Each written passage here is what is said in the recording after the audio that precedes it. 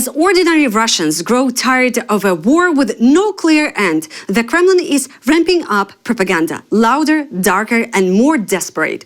A new analysis by Russia expert Mark Galeotti says the mood inside Russia is quietly shifting. The war that was sold as quick and glorious has turned into a long grind with casualties, economic strain, and no victory narrative left to sell.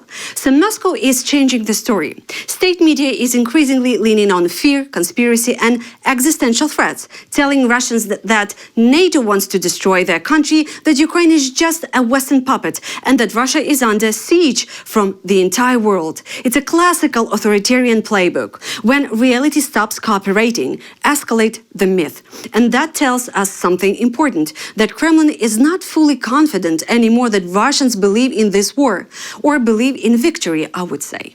Ukrainian drones hit Russian fleet, air defense, and oil terminal. A massive fire erupted overnight in Russia's Black Sea port of Novorossiysk after Ukrainian drones struck military and oil infrastructure. Sources in Ukraine's SBU security service say naval assets, air defense systems, and a major oil terminal supplying Russian forces were hit.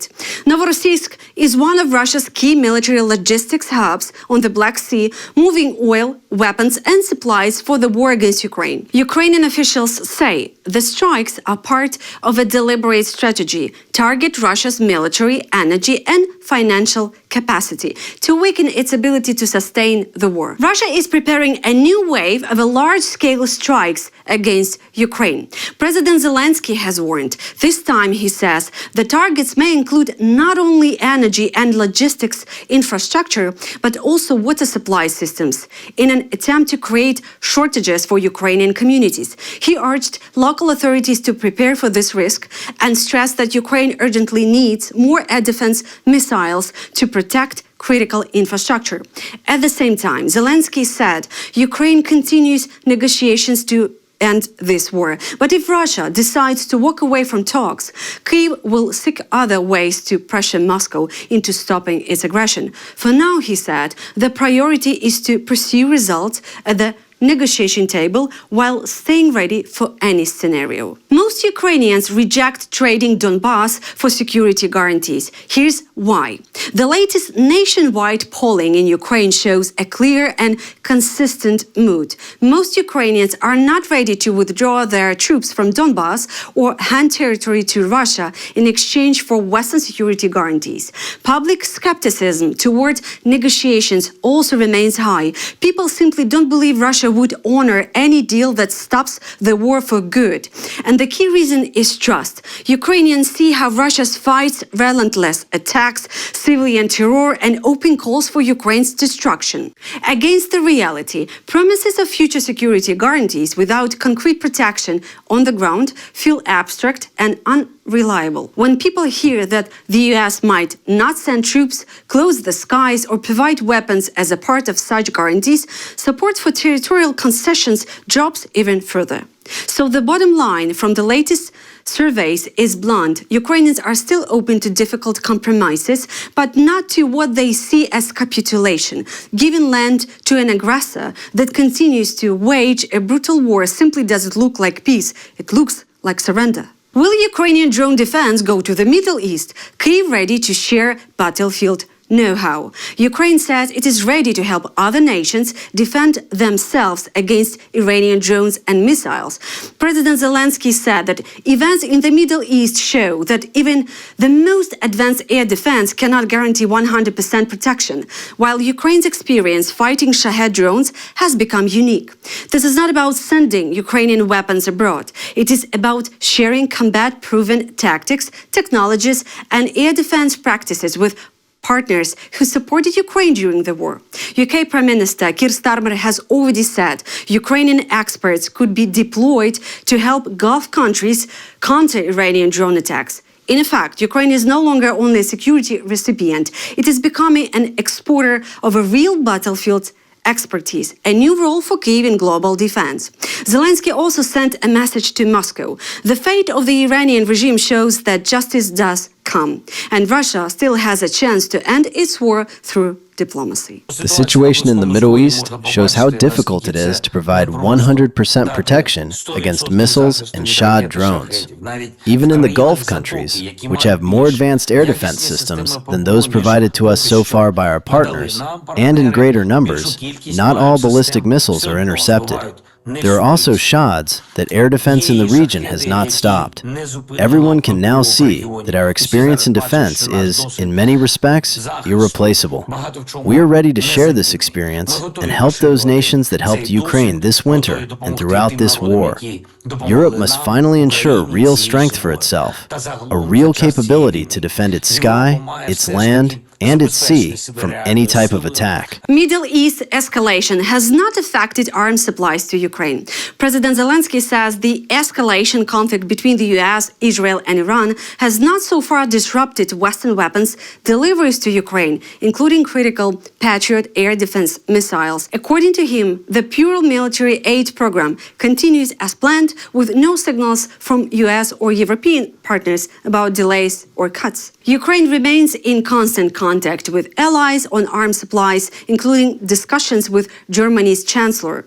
However, Zelensky acknowledged that a prolonged and intense Middle East war would inevitably increase global demand for air defense systems, which could affect the volume of support Ukraine receives in the future. For now, deliveries continues as normal.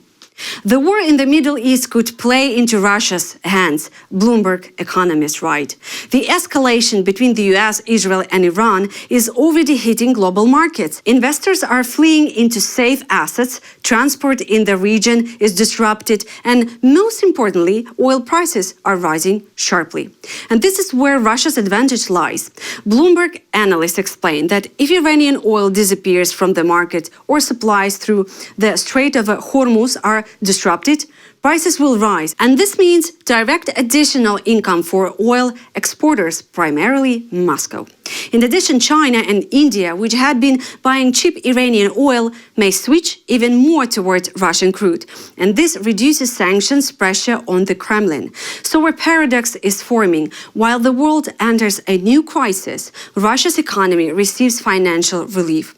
And the longer the conflict in the Middle East lasts, the more comfortable Russia's budget feels. But this is only Bloomberg's view, and the situation may prove far more complex, and any benefit for the Kremlin may last 5 minutes, and then new blooms to the economy will follow. They are inevitable. Look at the rhetoric China chose on Iran and compare it to how it reacted to Ukraine.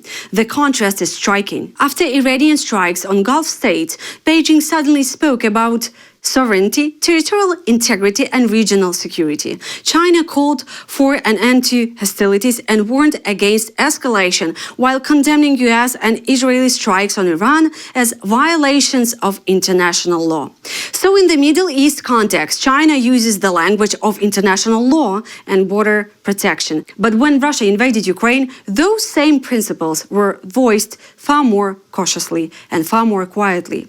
The contrast is telling that in the Gulf, Beijing defends state sovereignty. In Ukraine, it avoids naming the aggressor. Russia, which for years called Iran a strategic partner and relied on its drones for the war in Ukraine, now says it is in constant contact with Tehran. After years and Israeli strikes killed Supreme Leader Ayatollah Khamenei, Moscow condemned the attack as cynical and outright aggression. But beyond rhetoric, there is little, no concrete support, no action, only statements and promises of phone calls. In practice, Iran, the country that armed Russia, is facing its biggest shock in decades, while the Kremlin falls back on a familiar pattern: loud alliance language, minimal real help. Moscow says it is in touch, but the reality looks different. When Iran was hit, it was largely on its own. Europe must prepare for serious fallout from the escalation conflict in the Middle East, European Commission President Ursula von der Leyen has warned.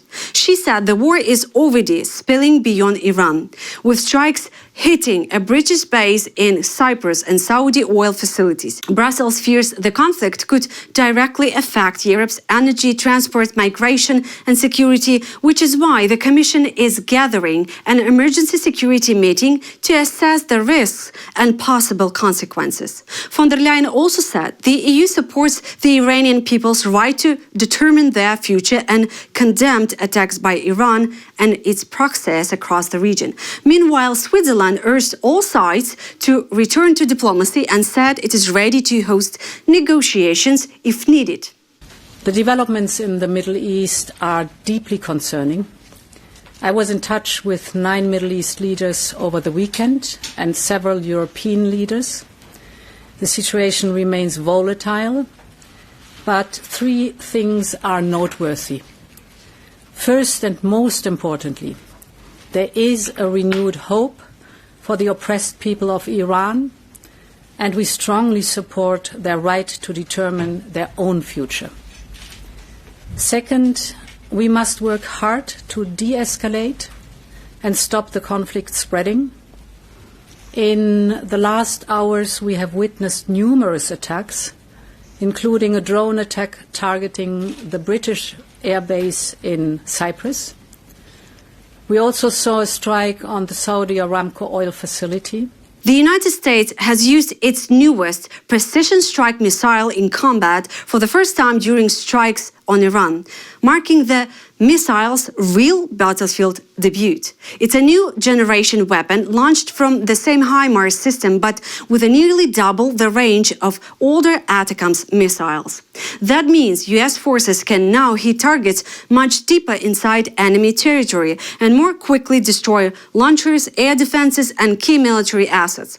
The Pentagon even showed the launch in a footage from the first hours of the Iran operation, a clear signal not just to Tehran, but to all US adversaries. This new missile is now combat proven. In practical terms, America's land-based strike reach has just expanded dramatically, putting far more targets across the region at risk.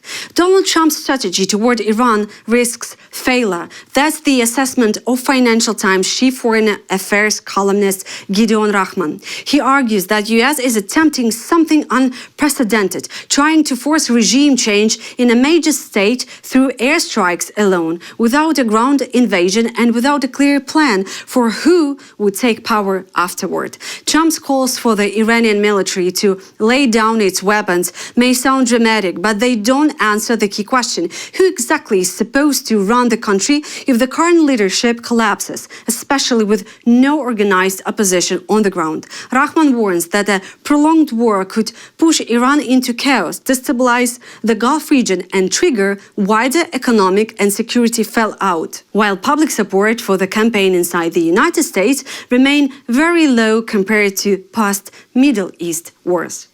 That's all for now. For more content about the world and Ukraine, please subscribe.